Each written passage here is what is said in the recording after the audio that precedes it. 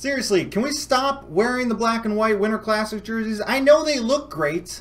That's not the problem. The problem is they're cursed. Nothing good happens in them. Get them out of here. Now, I don't want to alarm anyone. Is your DeBrincat making too much noise all the time? I haven't really prepared for this. Hello and welcome back to another episode of Hawks Recap. My name is Clay. Thank you for tuning in. The Blackhawks just completed their 50th game, Big 5-0 of this shortened 56-game season. Unfortunately, tonight, the Blackhawks once again lose to the Florida Panthers, this time in overtime, though. Final score, 4-3.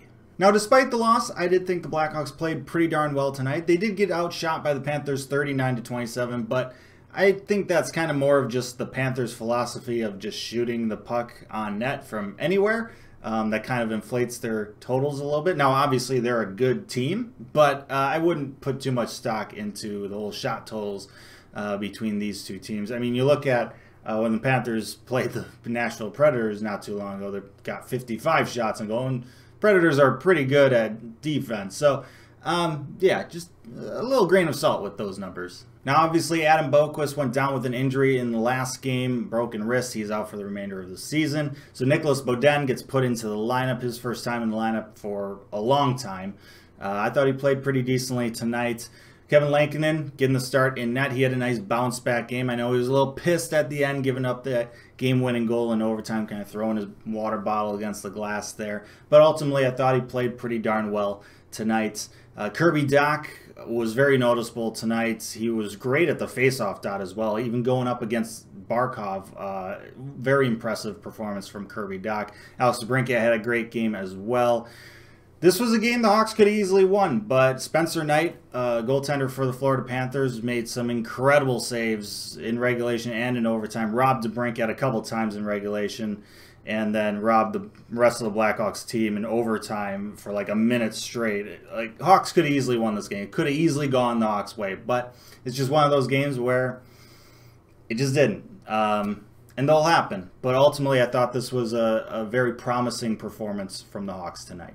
The Blackhawks would grab the first goal of this game in the latter half of the first period. Kubalik with the forecheck, steals the puck on the boards, gets it out front where Adam Gaudette would clean it up, get the garbage area goal, pot it in, and get his first goal as a Blackhawk, and the Hawks would take a 1-0 lead going into the second period. Now, the Hawks had two power plays in this game, both of them coming in the first period. Well, the second one coming with like 30 seconds left in the first period, but they both originated in the first period, and the Hawks would go 0 for 2 tonight on the power play, which is really no surprise. That's how they've been trending on the power play the latter half of this season, and it's prevented them from really making a serious run for the playoffs here.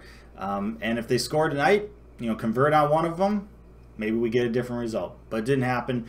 To be fair, though, Spencer Knight, as I mentioned, robbed the Hawks a couple times in regulation tonight. He did it on one of the power plays as well. Hawks could have very easily converted on one of those power plays, but ultimately they didn't, and that's really all that matters. In the second period, the Hawks would be the ones getting into foul trouble. They took 3 penalties in that second period, and just short of 8 minutes into that middle frame, the Florida Panthers would take advantage. They would convert on the power play. To be fair, the Hawks PK looked pretty darn good up until the point where the Panthers scored. I think the Panthers really only had one shot, and it was the goal. It was a redirection goal. It was just one of those where they got it done. They found a way, and that'll happen. But ultimately, like, PK looked pretty good tonight. They were 3 for 4, and the one goal the Panthers got, it was a good goal. About halfway through the second period, the Hawks would regain the lead. The Hawks find themselves on a 2-on-1 odd man rush, which is something they kind of found themselves on quite a bit tonight. The Florida Panthers, Coach Quenneville, coach teams, like to get the defense involved a little bit on the offense, and sometimes if you time it right or if you counter correctly, you can get some odd man rushes off of it. Hawks did that quite a bit tonight. Once again, Spencer Knight robbed him a couple times, but this time was not one of those times. Brandon Hagel up the left-hand side, just, oh, such a saucy pass over the defenseman to Vinny Hinostroza on the right-hand side, and he puts it by Spencer Knight. Oh, just what a play. What a play. And the Hawks take a 2-1 lead. Unfortunately, exactly 3 minutes later, Blackhawks legend Anthony Duclair would tie this game up. Panthers have a 3-on-2 odd man rush. Montour just kind of slaps the puck towards the net. It hits Lankinen's far pad, and it's just a juicy rebound straight to Duclair with a wide open net. He pots it home, and we've got a 2-2 game going into the third period. The last period of regulation was a pretty entertaining period of hockey. Both teams getting some opportunities, getting some chances, back and forth action. Not a whole lot of stoppages either. I think the third period started with a really long chunk of time where there just wasn't any whistles. So made for some good watching for sure. Unfortunately, 9 minutes in, the Panthers would break through. Blackhawks kind of running around on defense a little bit. Brandon Montour, I believe, comes off the bench, which would explain why the Hawks had trouble picking him up. He grabs the pass and just from kind of the high slot or top of the circles area, just beats Kevin Lankinen, and the Panthers take a 3-2 lead. The Blackhawks would have to kill off a penalty later on in the third period, and I mean, they had chances on that penalty kill. Alex DeBrincat and Kirby Dach, what a PK combo, getting chances, just counter-attacking like the best of them, but unfortunately Spencer Knight just robbing them a couple times. The Hawks kill off the penalty, but oh, could have been more, could have been more.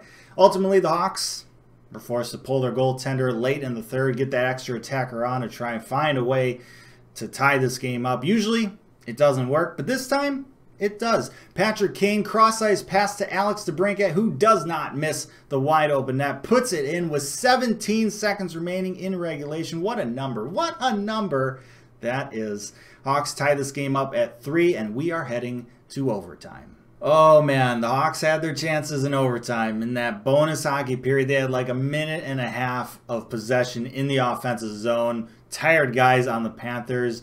Grade A opportunities. Chance after chance after chance, and somehow, some way, they just couldn't beat Spencer Knight. Oh, what an opportunity to steal 2 points, essentially.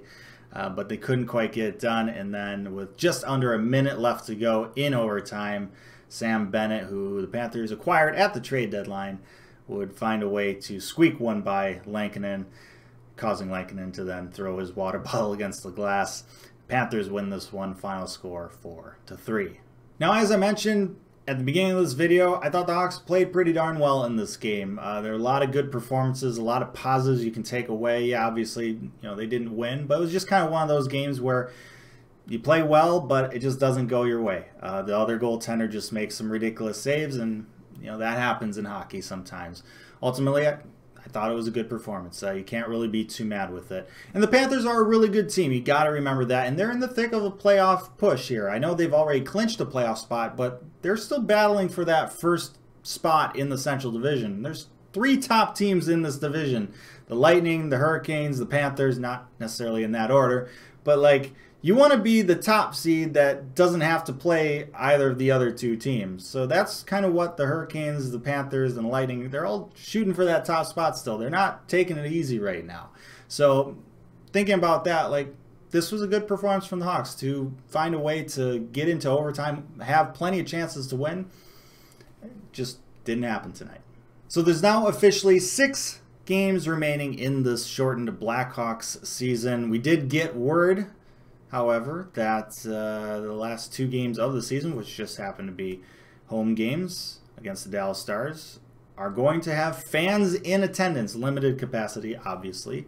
But that'll be nice to at least have a couple games, 2 games of the season with some fans in the stands. To finish off this season, it'll be pretty nice. But that's still a little over a week away. Next game for the Hawks is going to be the final game against the Panthers this season. It would be nice to kind of go out on a little bit of a high note against Coach Q. Get to win that final game. That'd be kind of nice. But with that said, thank you so much for watching this episode of Hawks Recap. I hope you got some sort of enjoyment out of it. Let me know your thoughts down in the comment section below. Like, share, and subscribe. Appreciate that as always. But most importantly, stay safe, make good decisions, and I'll see you next time.